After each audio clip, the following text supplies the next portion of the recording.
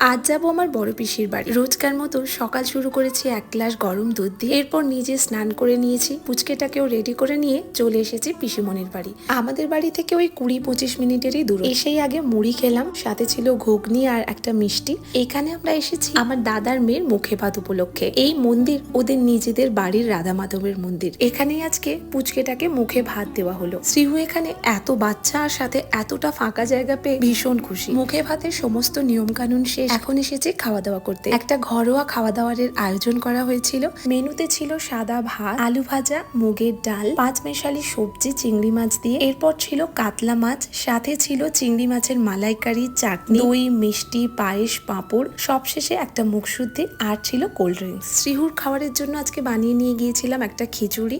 এখন বিকেল বেলা আমাদের ফেরার পালা। সবাই মিলে আজকে অনেক দিন পর একসাথে হয়েছিলাম। সকাল থেকে বিকেল অবধি সময়টা আজকে বেশ ভালো কাটলো।